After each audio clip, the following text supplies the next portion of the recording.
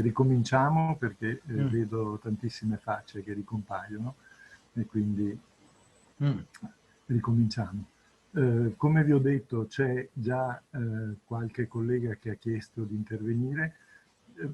Se i due oratori sono d'accordo, penso però che sia utile dare innanzitutto a loro la parola per vedere se vogliono raccogliere vicendevolmente qualcuno degli spunti che ci hanno dato. Penso che tutti abbiamo un sacco di interrogativi. Di Alberto, scusi. Scusa Presidente, parlo in italiano e viene fatta la traduzione? Sì. Ecco, va bene. Direi se la dottoressa Forcella è d'accordo facciamo così, perché altrimenti si troverebbe a dover tradurre in italiano te. Oui, je peux dire un certain nombre de choses sur l'exposé d'Alberto Semi qui m'a beaucoup intéressé, évidemment. Alors, Alberto, tu es critique par rapport à la notion de sujet. Je crois que tu as raison, c'est une notion qui est extrêmement floue. Mais en même temps, elle obéit à une sorte de nécessité. Et cette nécessité, tu la résous à travers la notion d'individualité que tu mets en avant. Et je crois que la façon dont tu la présentes, cette individualité comme quelque chose d'indivisible, est vraiment quelque chose de tout à fait important. Alors, indivisible, ça ne veut pas dire que ça fait un tout complet. C'est-à-dire qu'une individualité est aussi faite de courants divers, de même que la génitalité est faite du courant des pulsions partielles. Il y a donc là une sorte de composition de l'individualité, comme il y a une composition de l'amour, où le narcissisme est aussi quelque chose de composé de différentes façons. Nous avons tous une organisation narcissique et elle est très très différente d'une personne à une autre. Alors ça c'est la première remarque qui est au fond, c'est le fait que l'on bute sur la nécessité de conceptualiser une sorte de totalité de l'individu. Et tu le fais donc très bien à travers ta façon de mettre en avant cette notion d'individualité. Alors, dans les autres choses qui m'ont intéressé dans ce que tu as dit, c'est l'opposition désir-besoin, et qui est effectivement quelque chose de difficile, parce que dans le modèle donné par Freud dans 3 essais, sur le fait que le désir sexuel s'étaye sur les besoins physiques comme la faim, il me semble qu'on pourrait aujourd'hui inverser le système. C'est-à-dire qu'on sait que le bébé, enfin le fœtus, suce son pouce in utero, que d'autre part, il passe une grande partie de son temps à s'auto-stimuler le pharynx et l'oropharynx et le nez avec des courants en avalant et en fumant, on pourrait dire, son liquide amniotique, et que cette activité auto-érotique ou pré-auto-érotique, si l'on veut, ou déjà érotique, après tout nous n'en savons rien, on peut l'imaginer auto-érotique d'emblée, est quelque chose qui sans doute lui permettra de téter ultérieurement et de téter sans fausse route, parce qu'il aura entraîné tout son système à distinguer ce que l'on recrache par le nez et puis ce que l'on avale. Donc il y a toute une espèce d'activité auto-érotique qui prépare l'alimentation. Et d'une certaine manière, on peut penser que c'est parce que l'enfant prend du plaisir à téter qu'il peut satisfaire son besoin, sa faim. Alors que pendant qu'il est in utero, il n'a aucun besoin et la sensation de faim n'existe pas chez le fœtus qui est nourri, alimenté en permanence par le placenta et tout ce que la mère lui apporte en continu. Donc on peut tout à fait imaginer que la sexualité n'est pas seulement la rouerie de l'espèce qui fait que parce que nous avons du plaisir à faire l'amour, eh bien, nous nous reproduisons et que l'espèce survit.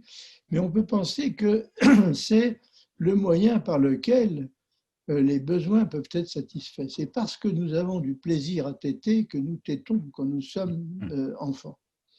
Et l'absence de plaisir oral est quelque chose que l'on voit se défaire chez certains enfants, les bébés bulles par exemple, qui sont alimentés par des sondes gastriques et quelquefois par des sondes chirurgicalement posées sur le plan gastrique. Il y a une espèce de perte du plaisir oral et ces enfants n'arrivent pas à s'alimenter seuls. Il y a une espèce de cassure dans le système qui fait que eh bien, le plaisir n'est plus au service du besoin. Et il me semble qu'il y a là quelque chose. Alors, un autre élément, je crois que ce que tu as dit m'a invité à imaginer ou à penser, c'est la différence entre la faim en tant que besoin, et besoin perceptible, car c'est vrai que nous ne mourrons pas de faim ni les uns ni les autres, mais il nous est arrivé, malgré tout, même si ça n'a pas été une épreuve bien longue, de nous retrouver coincés dans une voiture pendant des heures sans avoir un sandwich à manger et avoir effectivement les crampes de la faim et éprouver physiquement la faim. Alors, ça n'est pas la faim comme celle de Knut Hamsun dans son roman, du malheureux homme qui cultive la faim et qui marche dans Oslo comme ça, habité par la faim. C'est-à-dire qu'il y a la faim comme besoin perceptible et puis il y a la faim comme épreuve. C'est-à-dire les gens qui ont l'épreuve de la faim, qui n'ont réellement rien à manger. Et ça, il y a une différence, si vous voulez, entre épreuve de la faim et puis la faim comme besoin. Alors, sur le plan sexuel, la question du besoin sexuel, il me semble que le besoin que nous avons, le besoin fondamental, c'est de faire quelque chose de notre excitation libidinale. Et que le besoin que nous avons fondamentalement, c'est d'investir. Et que le mérite de la sexualité, c'est de nous donner une ligne d'investissement à travers les zones érogènes. Et que cette ligne d'investissement qui nous permet de créer des représentations, puisqu'au fond, la représentation est ce qui nous reste de l'expérience de satisfaction. Nous investissons un objet, nous investissons les gestes qui nous permettent d'obtenir un plaisir à travers cet objet, et il nous reste de tout cela une image chargée d'un certain plaisir, et une représentation de l'objet est chargée d'un certain plaisir. Quand nous pensons à la bien-aimée, eh bien, nous éprouvons du plaisir à y penser. Alors, pas le même plaisir que quand nous l'avons dans nos bras, mais plaisir à y penser. C'est-à-dire que la représentation est quand même l'héritière de l'expérience sexuelle, l'expérience de la satisfaction sexuelle au sein ou sexuelle dans la vie amoureuse. Et il me semble que cet élément est tout à fait important. Et je crois que c'est intéressant de constater qu'un certain nombre de sujets qui ont une espèce d'addiction à la sexualité et qui vivent leur sexualité agie, alors leur sexualité érotique, comme une espèce de besoin et sur un mode addictif quelquefois, sont des gens qui n'aiment pas.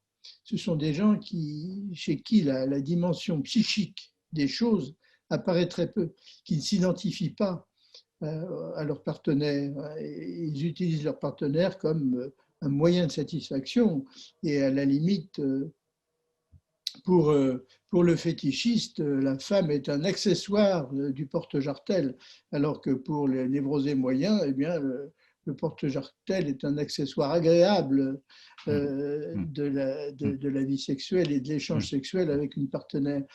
Et ce besoin addictif implique effectivement une sorte de défaut de fonctionnement du système des représentations et de la vie amoureuse.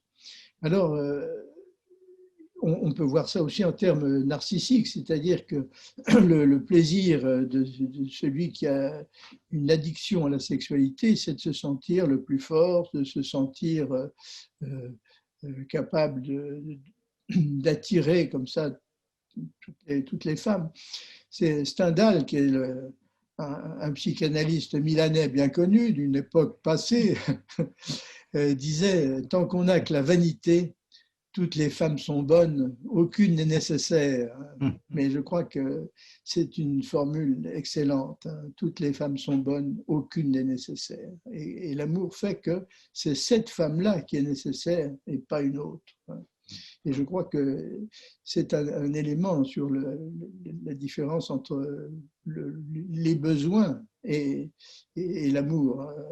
Et l'amour étant un édifice psychique, un courant qui s'organise, un courant non seulement de désir, mais de représentation, de souvenirs. C'est une œuvre d'art, enfin une expérience amoureuse pleine, c'est une œuvre d'art que nous avons construite avec quelqu'un. Et c'est pour ça que c'est si tragique quand ça se défait. Alors, un autre élément qui m'a intéressé, c'est ta référence à Wittgenstein. Et avec l'idée que pour pouvoir comprendre un philosophe, il faut avoir déjà pensé à ce qu'il a pensé, et que pour pouvoir comprendre un roman, il faut avoir éprouvé quelque chose d'analogue à ce que l'auteur a écrit. Alors, oui et non, parce que ça impliquerait, si c'était radicalement vrai, qu'un homme ne peut être analysé que par un homme, une femme par une femme, un homosexuel par un homosexuel et un transgenre par un transgenre.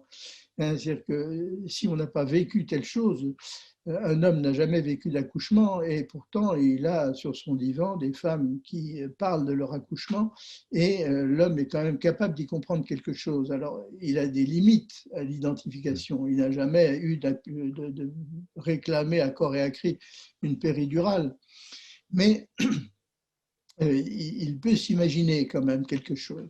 Et je crois qu'il faut tempérer la formule de Wittgenstein par la formule de Borgès dans La loterie à Babylone. Comme tous les hommes de Babylone, j'ai été proconsul. Comme chacun d'eux esclave, comme eux tous, j'ai connu la gloire, l'opprobre, les prisons. Je crois que nous avons tous connu la gloire, l'opprobre, les prisons, le traumatisme, la séduction. Nous avons tous connu ça, plus ou moins, bien entendu. Mais il nous en reste quand même suffisamment pour pouvoir comprendre ceux qui en ont eu trop de ce côté-là. Enfin, voilà mes premières réactions à ton très intéressant exposé. Merci, Alberto. Merci aussi à toi. Bon, ho la doppia possibilità di rispondere alle osservazioni interessantissime di Paul Denis o viceversa di porgli anch'io delle domande. Io farei innanzitutto una domanda, cioè di quanto sia importante. Lui ha sottolineato il punto di vista economico, come avete visto, e il punto di vista economico sono assolutamente d'accordo, è fondamentale, però senza dimenticare il punto di vista topico. Allora, il soggetto di cui parla Paul Denis è un soggetto che si colloca a che livello? A livello cosciente? Punto di domanda. E questo la cosa che mi interessa, perché a livello inconscio, viceversa, io credo che sia ben difficile che ci sia un soggetto. Credo che ci siano vari soggetti,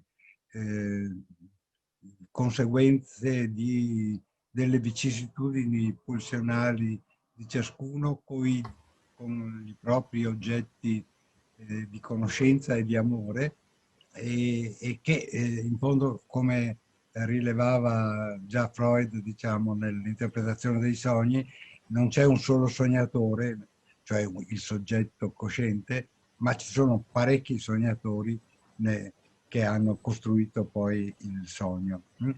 Allora il soggetto, allora è necessario appunto usare questa categoria del soggetto, oppure bisogna riconoscere che ci sono tanti soggetti e che questi hanno, e che l'attività poi elaborativa secondaria non annulla il fatto che ci siano tanti soggetti, questo è il punto che mi pare, su cui volevo sentire una risposta appunto di Paul Denis, perché è un punto importante. È un punto importante, se potessi dire... Alors oui, c'est un point tout à fait important. Alors sur le plan conscient et inconscient, je pense que c'est essentiellement inconscient.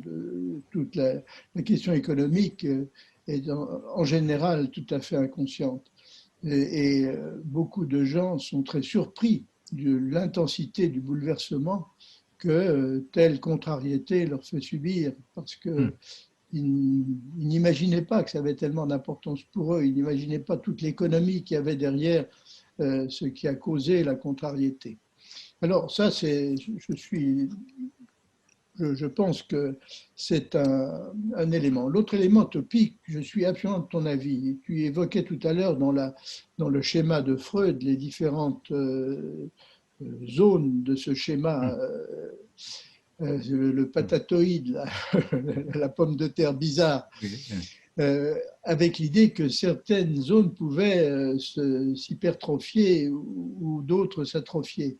Alors, je pense, comme toi, qu'il y a des sujets chez qui le surmoi est tout à fait hypertrophique et où le moi est un peu écrasé entre un gros surmoi d'un côté et puis un ça très exigeant de l'autre, qui emprunte auquel le surmoi emprunte son sadisme ou son énergie. Je crois qu'effectivement, à l'intérieur de la topique, eh bien, il y a des échanges économiques. Il y a des gens qui ont très peu de surmoi et qui ont un moi qui satisfait très facilement le ça ou trop facilement et sans beaucoup d'inhibition.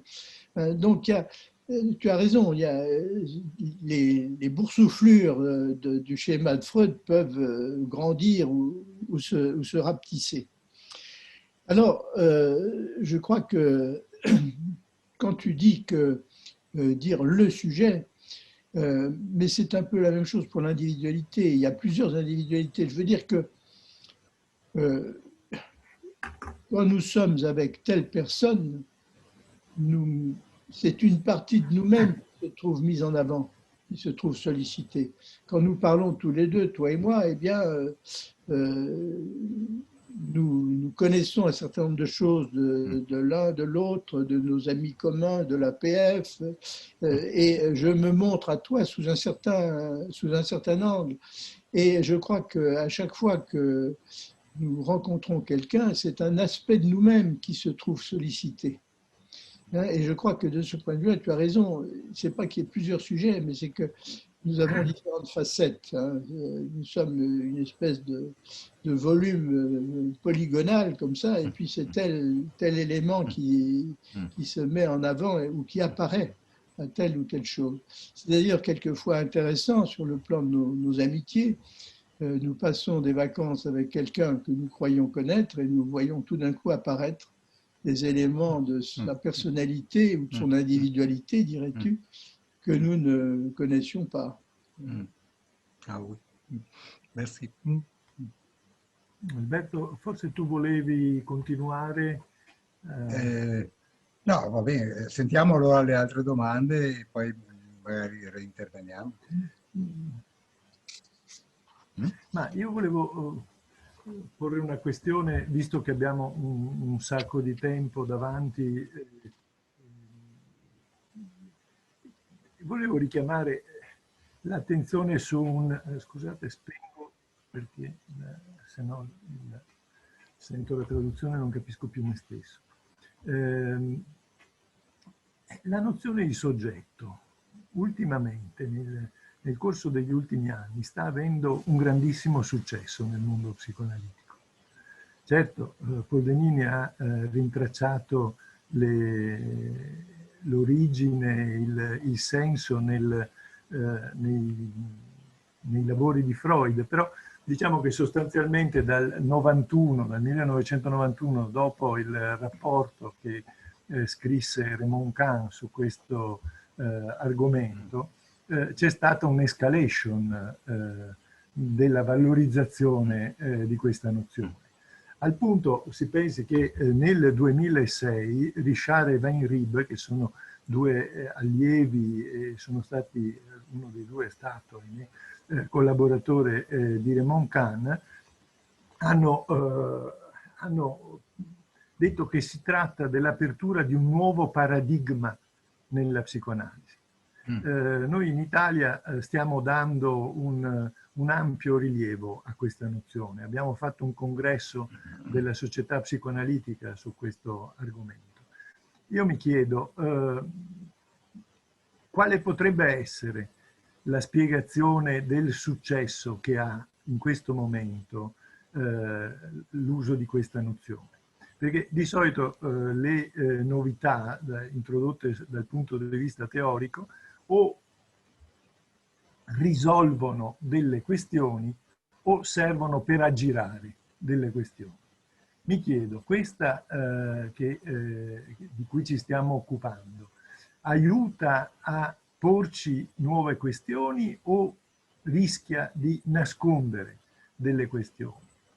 Io penso che la storia di questa nozione in realtà sia piuttosto lontana come sua origine e ovviamente, come ci diceva Paul Denis, si può far risalire anche a Freud, però io credo che un elemento fondamentale sia stato il passaggio che ha introdotto Hartmann quando ha distinto l'io come istanza dalla rappresentazione.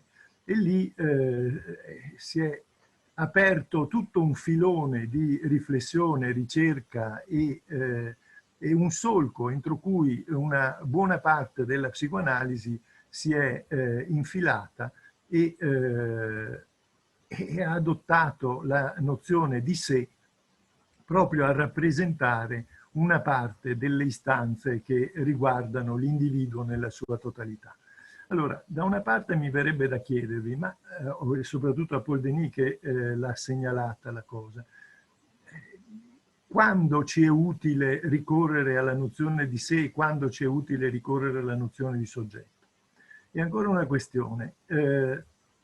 Come diceva Semi, la nozione di soggetto si presta ad essere usata nell'ambito della prima topica. Mi chiedo,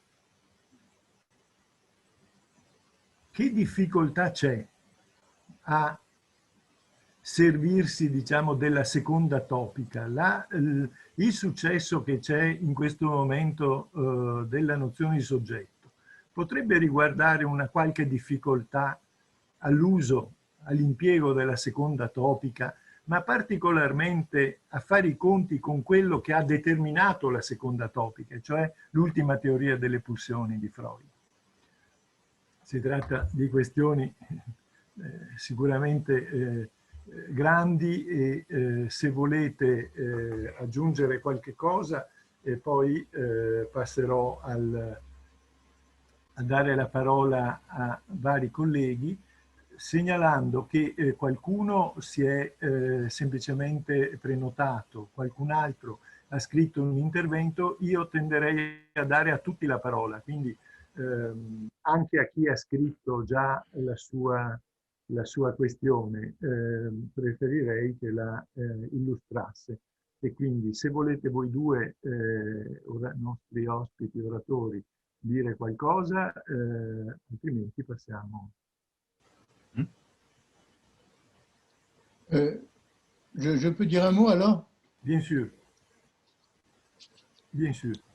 Oui, je trouve que Patricio Campanile a très bien souligné comment dire, l'extension de l'usage de la notion de sujet. Et un point en particulier, il a souligné, au fond, posé la question, quand parlons-nous du soi et quand parlons-nous du sujet?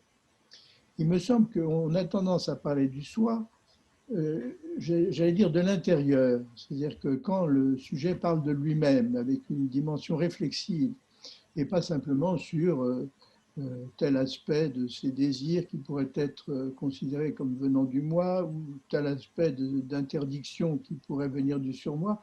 Mais quand il parle de son fonctionnement d'ensemble, et à ce moment-là, on parle il parle de son soi, de lui au sens du self de Kohut, hein, et de l'investissement de lui-même comme objet d'amour, comme objet d'intérêt.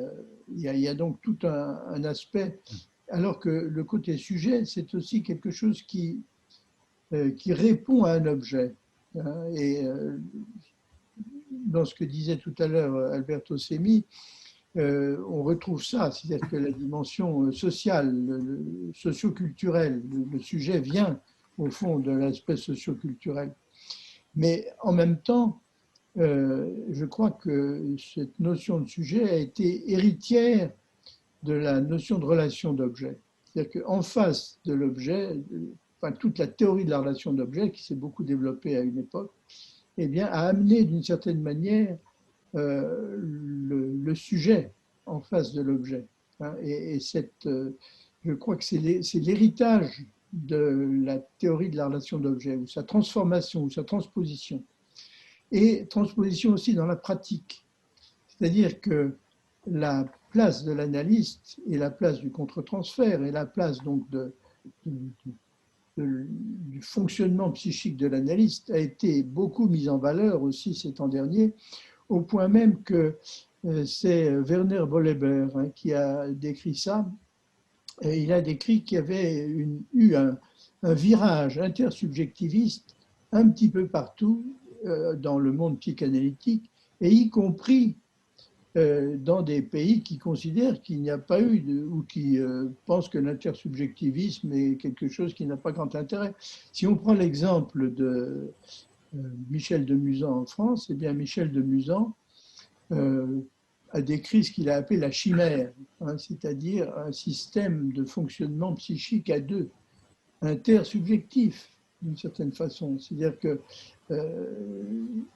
il est vraisemblable que de Musan a, d'une certaine manière, décrit une forme d'intersubjectivité. Et sa façon d'intervenir est quand même fondée sur des espèces d'échanges intersubjectifs entre patients et analystes. Et ce courant-là est indéniable et a aussi beaucoup d'intérêt. Simplement, on peut aussi, avec ce système-là, aboutir à ne pas voir suffisamment ce qui appartient au patient et ce qui appartient à l'analyste. L'analyste est sans doute un révélateur de ce qui se passe chez le patient, mais si l'analyste intervient trop à sa façon ou pour lui-même, eh bien, ça peut fausser les choses. De Musan a décrit une variante dans un article qui s'appelle Pendant la séance. Il décrit quelque chose qui est un désir de l'analyse qu'il a appelé la ponte, c'est-à-dire l'idée d'introduire dans la tête du patient quelque chose qui en fait lui appartient. Pondre une espèce d'œuf qui pourrait être un parasite dans le psychisme de son patient. Et je crois que dans l'intersubjectivisme, ça peut être une chose, c'est tout à fait intéressant de percevoir les échanges intersubjectifs d'une manière phénoménologique peut-être, mais de constater des échanges intersubjectifs pour pouvoir éventuellement les analyser en termes de transfert, contre-transfert, relation d'objets, etc., etc.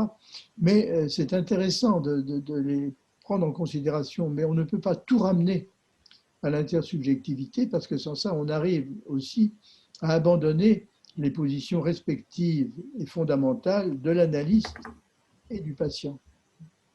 Donc voilà ce que... Merci Patrizio, en tout cas j'ai été très, très intéressé par ce que tu nous as dit. Se posso dire una piccola cosa, mi sembra molto, e poi ovviamente Alberto, molto interessante il collocare la storia del successo della nozione di soggetto all'interno dello sviluppo dell'interesse per la relazione d'oggetto. Non l'oggetto della pulsione, ma l'oggetto in quanto altro.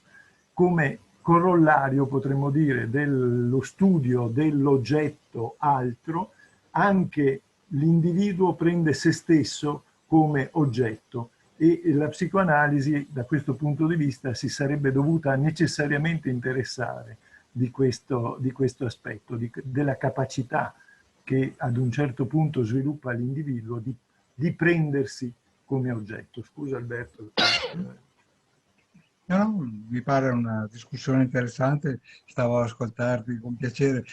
Forse sposto un attimo la discussione, ma quello che volevo dire è che tu hai sollevato, Patrizio, giustamente il problema di come mai oggi c'è questa tendenza a enfatizzare, diciamo, il soggetto.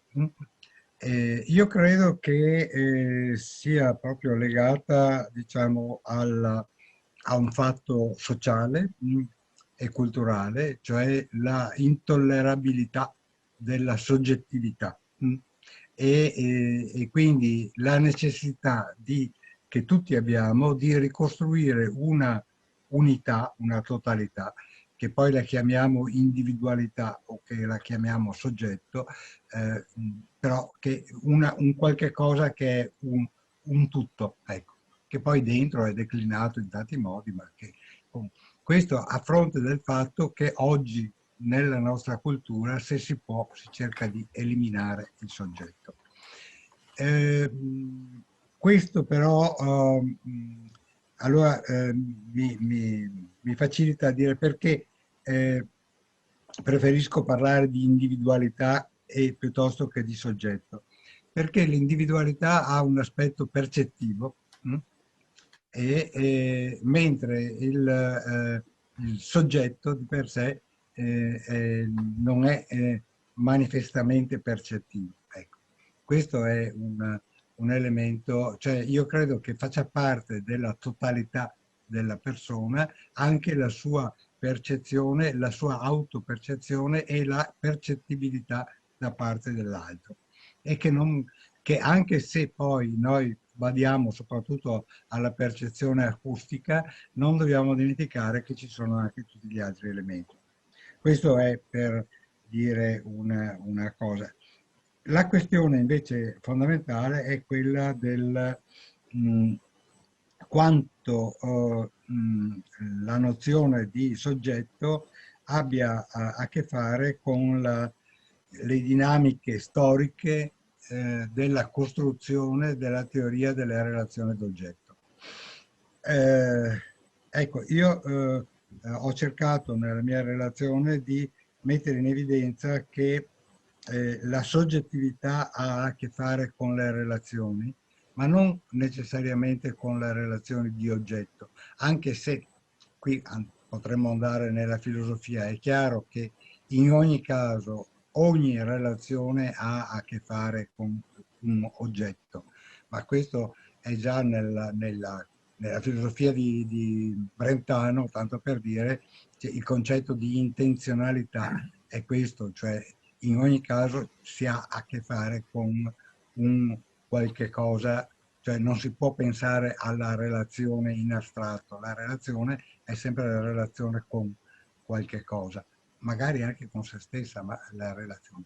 Allora, da questo punto di vista, l'interessante della teoria del soggetto, vista come la vedo io, è che può anche riguardare puramente le relazioni intrapsichiche, il come l'apparato psichico, per usare questa terminologia, possa avere un'attività di costruzione di relazioni, e qui ritorno alla mia osservazione sul processo primario, un'attività di costruzione di relazioni e che questa attività di costruzione di relazioni sia un qualche cosa di specificamente proprio fondamentalmente legata alla soggettività, perché per ciascuno è diversa.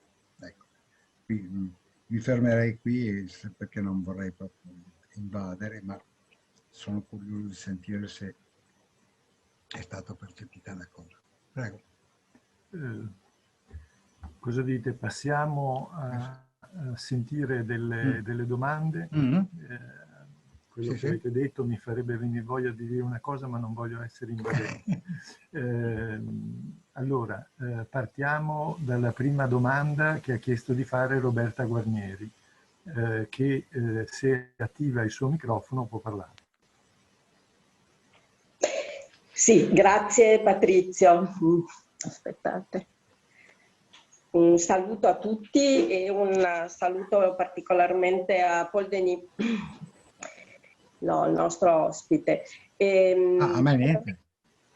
No, certo, un saluto a tutti, a Paul Denis che è il nostro ospite straniero e a Alberto Temi, naturalmente. Scusate, ma non sono proprio comoda per parlare. Allora, e grazie soprattutto al fatto di aver tenuto in piedi questa iniziativa, perché si riesce a discutere a distanza e il rischio era così magari quello di non avere questo spazio, perché siamo tutti molto stanchi di non vederci di persona. Invece, insomma, è talmente appassionante, diciamo, l'oggetto del nostro discutere che anch'io sono qui incollata a ascoltare parola per parola. Allora, veramente mi ero preparato una domanda all'inizio che sentivo come una sorta di necessità mentre ascoltavo la relazione di Paul Denis. Adesso poi soprattutto Patrizio ha aggiunto uno scenario che è talmente ampio che andrebbe proprio così ripercorso passo passo. Allora, riprendendo le questioni poste da Paul Denis, io direi che forse è anche una risposta, diciamo tra virgolette, un modo di pensare queste questioni del rapporto soggetto-oggetto che non possono essere, credo, psicoanaliticamente affrontate in modo attraverso definizioni o concettualizzazioni troppo distanti da quella che è il nostro terreno, che è quello clinico.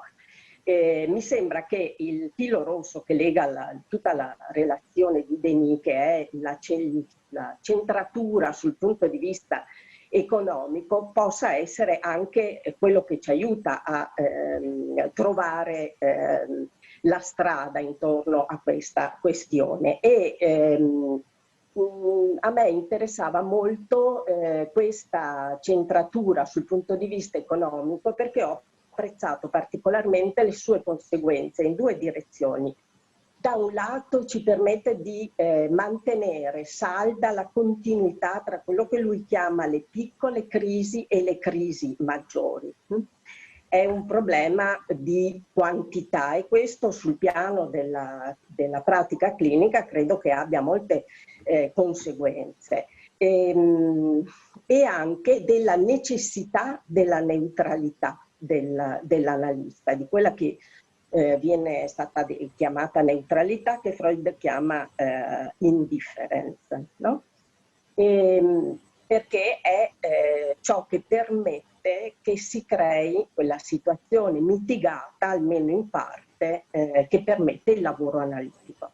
A me piacerebbe, ed era questa proprio la domanda, sentire parlare, cioè intervenire di nuovo Paul Denis sul tema di che tipo, quando noi parliamo del transfer, ci riferiamo al transfer e al transfer sulla parola, al transfer sull'oggetto e al transfer laterale,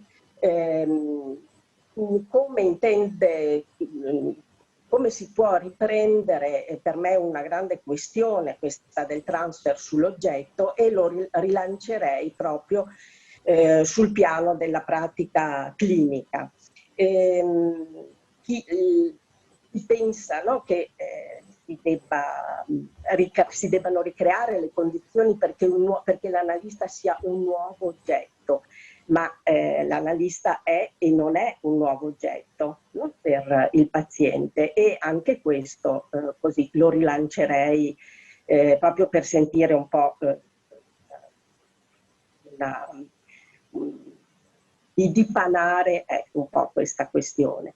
Rispetto al tema totalità, soggetto, individuo, insomma, io mi riservo magari di intervenire dopo, ma sul Nebenmensch, questo insomma è una piccola osservazione, e su che cosa percepisce il cosiddetto Nebenmensch. Io sono stata molto colpita, insomma, leggendo Monique Schneider, di una cosa che non avevo messo a fuoco in questo modo, cioè che il Nebenmensch, quando ascolta il grido del neonato, ascolta il suo proprio grido, perciò questo, cioè fare appello alla percezione, la percezione poi apre su uno scenario che è tutto interno e tutto riferito alla realtà psichica, direi, non quella percettiva. Mi fermo qui, e con un riferimento che spero che tanti di questi aspetti che riguarda il soggetto, la totalità, l'individuo, insomma, verranno ripresi, visto che tra un anno ci dedicheremo a riflettere su psicologia delle masse e analisi dell'io, che sia un'occasione per andare più avanti. Grazie. Siccome abbiamo un ampio tempo, proporrei, se siete d'accordo, che i due oratori interloquissero immediatamente, perché si tratta di questioni complesse. Se ne accumuliamo, ho paura che si sacrifichi lo spazio per andare un po' più a fondo. Per cui se volete intervenire, poi ci sono altre domande, però lo facciamo poco alla volta. No. Sur la question de Roberta Guarneri sur la question de la neutralité.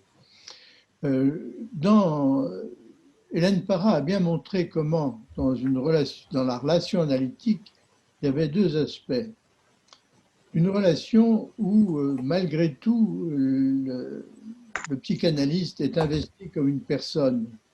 On n'investit pas de la même façon son analyse suivant que c'est un vieux monsieur, ou un jeune homme, ou un homme encore jeune, ou bien une jeune femme, ou une femme d'âge plus avancé. Il y a une forme d'investissement guidé par une sorte de réalité de l'analyste. Alors il ne s'agit pas de... il faut être neutre, c'est-à-dire qu'il ne s'agit pas d'exhiber... l'analyste n'a pas à exhiber autre chose que les livres de sa bibliothèque, parce qu'il est censé lire. Mais...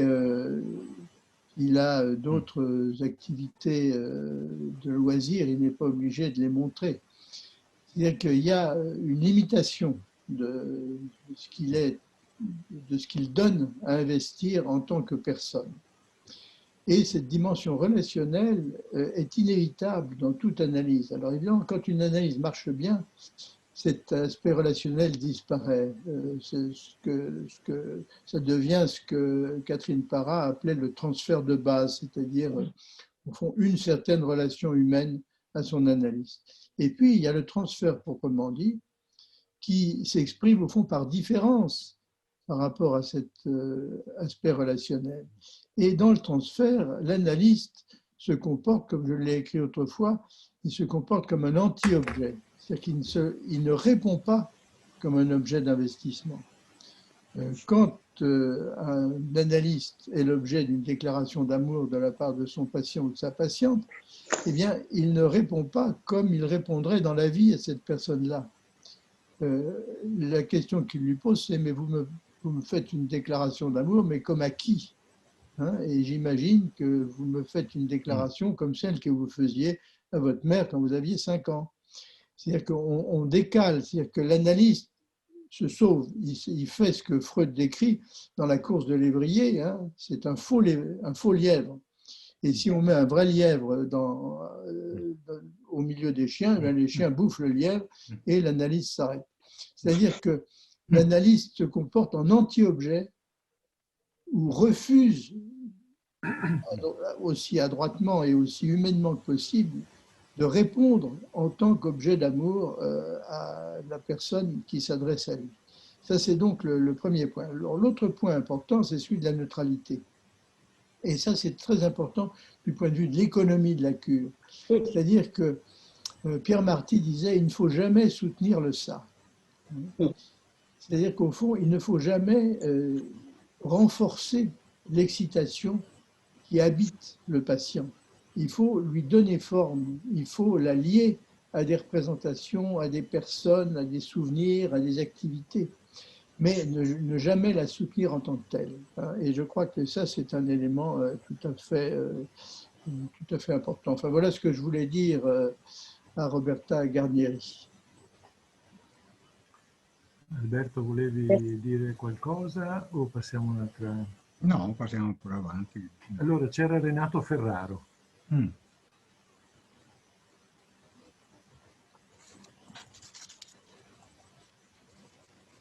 Renato, non ti vedo, attiva il microfono e puoi parlare.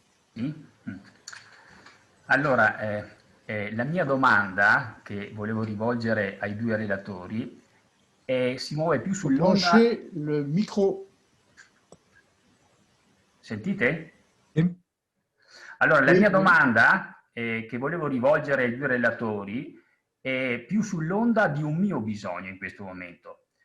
Allora, per questo credo che chiedo una particolare attenzione da parte dei due relatori a questa mia domanda. Ecco. Le due relazioni sono molto complesse, i due lavori sono molto complessi, ma il pensiero immediato che ho è questo. È espressione, vi domando, di un bisogno? È il seguente questo pensiero. Il lavoro di Alberto Seni non mette in crisi il nostro modo di incontrare il paziente? E qui c'è la questione della crisi che richiama il lavoro di Paul Denis. Come facciamo noi ad affrontare questa crisi? Per ampliare la nostra capacità di aiutare il paziente nello sviluppo di una sua maggiore soggettività e individualità e anche della nostra? Grazie.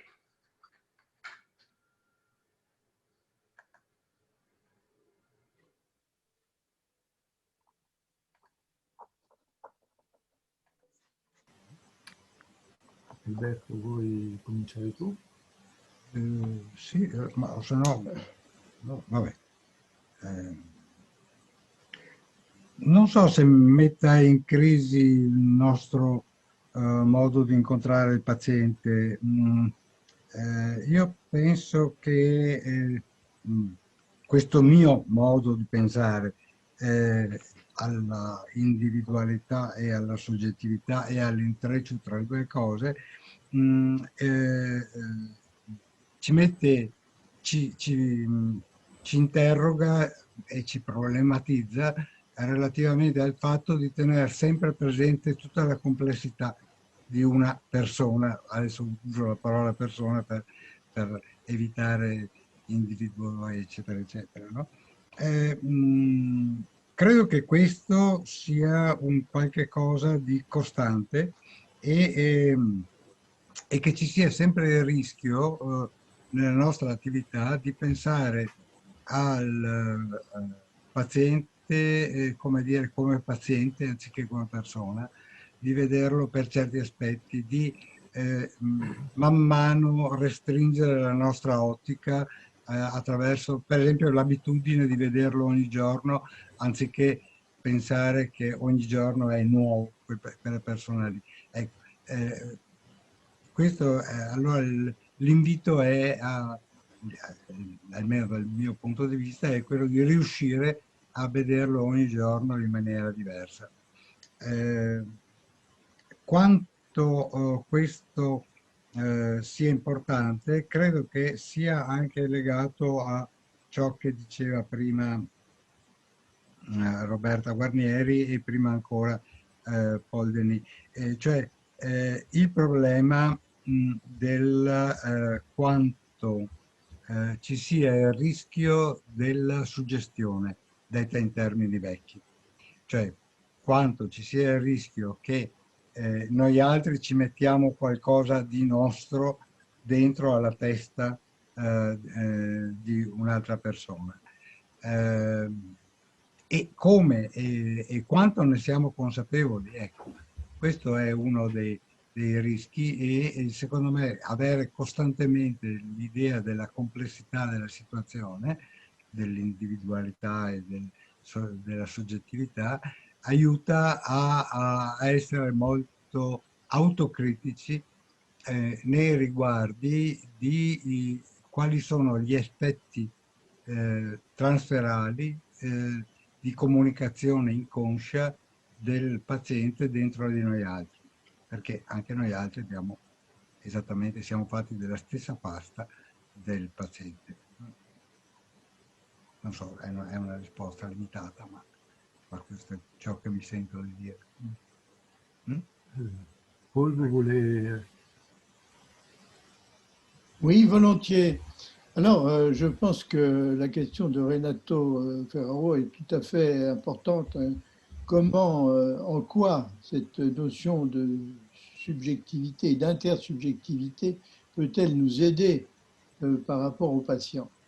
Alors, une première remarque un peu périphérique, Paul Israël nous invitait à reconnaître que l'analyste était quelquefois pris à témoin et quelquefois pris à partie. Quand il est pris à témoin, ça nous invite à avoir cette position d'interprète qui est au fond du fond, est la plus spécifique sur le plan psychanalytique. Quand nous sommes pris à partie, eh bien, c'est notre personnalité qui est sollicitée. Ce n'est pas, on ne nous demande pas une pensée extérieure sur ce que nous dit le patient. Il nous prend à partie et il nous oblige à réagir en tant que sujet précisément pris à partie. Et de ce point de vue-là, les idées de Musan qui consistent à considérer ce qui se passe dans la tête de l'analyste comme quelque chose qui appartient aux deux, à l'analyste et au patient qui le sollicite, est une façon intéressante de voir les choses parce que ça peut permettre de faire la part. C'est un peu comme pour l'identification projective. Hein, quand on ressent quelque chose que nous envoie le patient, il est important de savoir que c'est peut-être le patient qui nous met ça dans la tête. Hein, c'est une sorte de démarche et qui nous permet de faire la part entre les éléments transférentiels et les éléments contre-transférentiels proprement dit. C'est-à-dire que ce que nous ressentons est comme sujet devant les sollicitations, devant le fait que nous sommes pris à partie par le patient, eh bien, cette façon de nous considérer, enfin d'envisager les choses sous l'angle de l'intersubjectivité est quelque chose qui peut nous permettre d'y voir plus clair et de mieux percevoir la différence qu'il y a dans la perception même des événements que le patient nous raconte entre notre façon de voir et sa façon de voir, et de voir de cette manière ce qu'on peut lui apporter dans la manière de traiter ces événements. Mais je suis de l'avis d'Alberto et que le danger, c'est effectivement la suggestion, ou alors, à la limite, la self-disclosure et raconter tout ce que l'on ressent par rapport à ce que nous raconte un patient, ce qui à ce moment-là est une façon d'abandonner la relation analytique pour cultiver simplement la dimension purement relationnelle. Dunque, prima di passare ad altre domande, è necessario che facciamo altri 5 minuti di pausa, altrimenti abbiamo una traduttrice fusa. Quindi riprendiamo fra 5 minuti, però intanto chiederei... allora, la prossima persona ha chiesto di intervenire, però io non riesco a leggere chi è, perché c'è scritto solo da Mar Puntini. L'interessato o interessata... Maria Pierri. Maria Pierri. Ok, perfetto. Allora dopo la pausa sarà Maria. Vale. Ok. Qui pronti? Darei la parola a Mariella Pierri. Dunque, mi chiedevo come la questione della soddisfazione del bisogno e la soddisfazione del piacere si ponga fra soggetto ed oggetto, coinvolgendo profondamente l'oggetto anche, in percorsi reciproci con il soggetto. Ad esempio, a proposito della fame. Penso non solo ai neonati nutriti con sondini citati da Paul Denis, o alle pazienti anoressiche, e ad esempio a questi neonati in cui il problema sarà anche lo sviluppo dell'attaccamento nella madre. Ma mi rifaccio a qualcosa di, ad esempi diversi, è una situazione che ho seguito, che sto seguendo, e che riguarda il caso della PEG. La PEG è la gastrostomia endoscopica percutanea, cioè è una modalità di nutrizione enterale su cui molto si discute e si è discusso a proposito dell'accanimento terapeutico o delle scelte del paziente. Ecco, non molti io mi sono trovata, diciamo, ad osservare come il passaggio alla PEG possa avere dei significati particolarmente importanti per il paziente e per chi si occupa di lui. Ho avuto in terapia una donna che ha seguito per lungo tempo con dedizione il marito che era colpito da una malattia neurodegenerativa, ma soprattutto con compromissioni non solo motorie, diciamo una specie di Parkinson, ma non era un Parkinson, diciamo, ma anche con gravi compromissioni cognitive.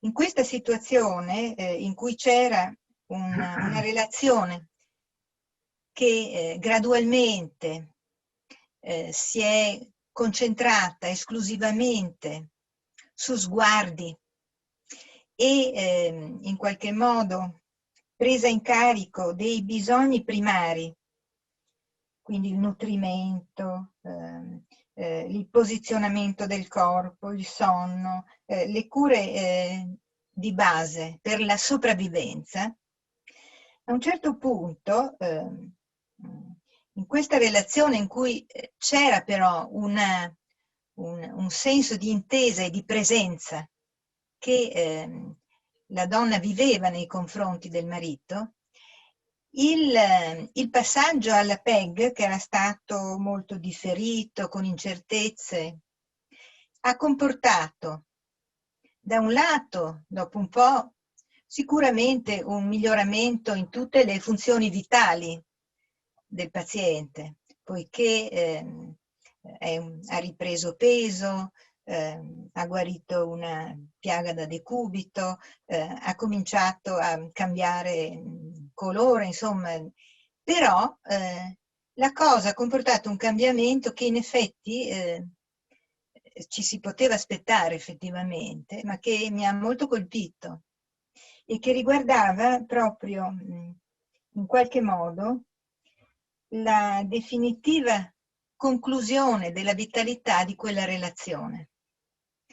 Il fatto che si inserisse a un certo punto una macchina che nutriva con continuità, con perdita di ritmo, ma soprattutto con perdita di alcuna possibilità di soddisfacimento, sia nel marito che nella donna che gli era vicino, ha fatto sì che da un lato anche il marito cominciasse a avere degli sguardi meno presenti come sulla realtà esterna e sulla donna, e la donna cominciasse a realizzare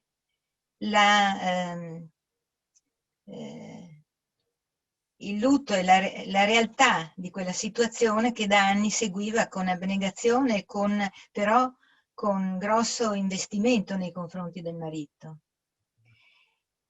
Nella donna tutto questo però ha comportato, essendo in analisi, la possibilità di, da un lato, di reinvestire la propria madre, proprio in relazione all'accudimento della nutrizione, preparare delle cose per la madre e a riscoprire finalmente la madre e ad essere riscoperta, un rapporto con la madre che era stato molto difficile. e nello stesso tempo ad investire in maniera quasi reattiva, traumatica, in una maniera quasi passionale la relazione analitica, in questo momento così luttuoso, in cui in realtà è come se la morte avvenisse prima della morte, insomma, cioè una chiusura della relazione. Ecco.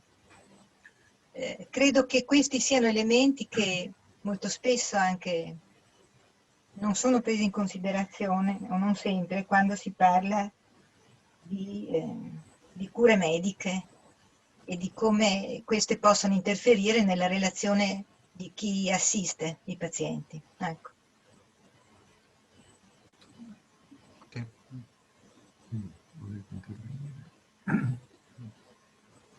No, è un punto, credo, molto importante. Io ringrazio Maria Pierri perché ha portato un esempio di come a volte le dinamiche del bisogno possano distaccarsi dalle dinamiche del desiderio e come le dinamiche del desiderio giustifichino, sostanzino la relazione, mentre le dinamiche del bisogno possono anche essere staccate e comportare allora un lutto relativamente alla relazione. Credo che sia anche importante la notazione che ha portato riguardo al fatto che questo ha liberato una quantità di energia, e qui credo che Paul Denis possa dire qualche cosa, ha liberato una quantità di energia che allora si è rivelata in maniera passionale, diceva lei, nella relazione analitica. No? La disponibilità di una quantità di energia che altrimenti non sarebbe stata disponibile. E certamente questo pone poi dei problemi tecnici sulla gestione, ma è importante avere la possibilità di rilevare innanzitutto il fenomeno proprio di se stesso. Grazie.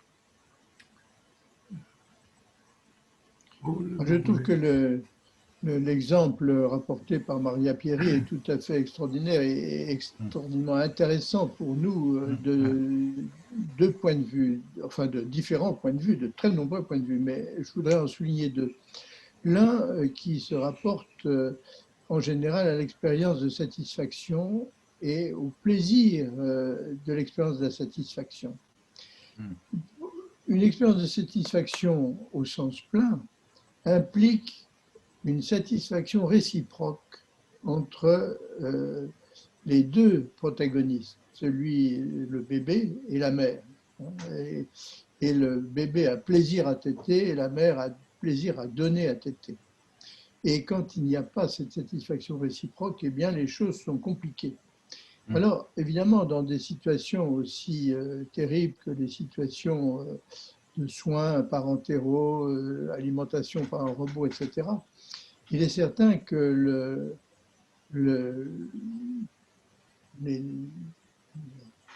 l'épouse de cet homme ne pouvait pas avoir au bout d'un moment une satisfaction réelle à s'occuper de son mari. C'était trop lourd, trop douloureux, trop écrasant, et que le soulagement par le robot est quelque chose qui malgré tout a permis une reprise du fonctionnement psychique chez cette femme et l'a aidé considérablement et par conséquent aidé l'homme qu'elle aimait. Alors, rétrospectivement, on peut se dire aussi que ce drame et cette alimentation par robot, la distinction, comme le dit Alberto Semi, entre la satisfaction autonome des besoins et puis la satisfaction du désir par ailleurs, peut nous faire imaginer en tout cas un certain nombre de choses entre la mère et l'enfant quand les choses se passent difficilement, quand ça ne se passe pas bien, quand l'enfant est un bébé bulle et que la mère vient le voir de l'extérieur de la bulle.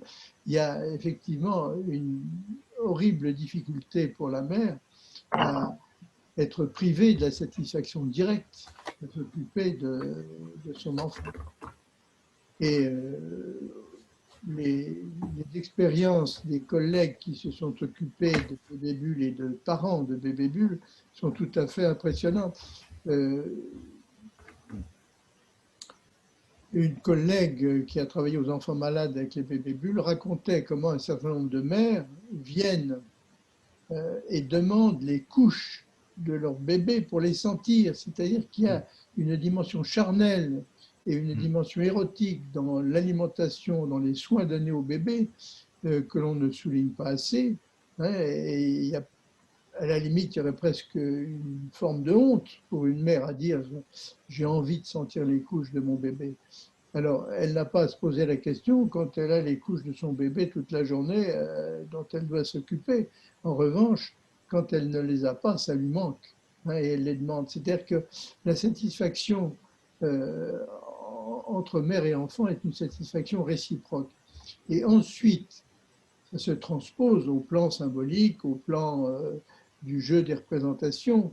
Hein, et le plaisir pris entre patient et analyste est un plaisir au jeu des représentations, au jeu des souvenirs. Il y a un plaisir à interpréter, incontestablement, alors qu'il n'est pas un plaisir direct, comparable à celui qu'une mère peut éprouver quand elle donne le sein, bien entendu. Mais il est tout à fait important qu'il y ait un plaisir réciproque dans l'analyse. Et quand il n'y a pas ce plaisir réciproque, eh bien, on voit apparaître des dépressions qui sont des dépressions iatrogènes, qui sont des dépressions qui sont liées au fait que l'analyste n'apporte pas ce qu'il faut ou qu'il n'arrive pas à avoir du plaisir à s'occuper de son patient. Penso che sia molto importante questa notazione che ha fatto Paul Denis e credo che possa, per quanto mi riguarda, diciamo, credo che possa essere il fatto che bisogna intendersi sul bisogno di pensare, cioè che in ogni caso in analisi questo bisogno va soddisfatto, altrimenti succede una patologia dell'analisi, diciamo, proprio specifica.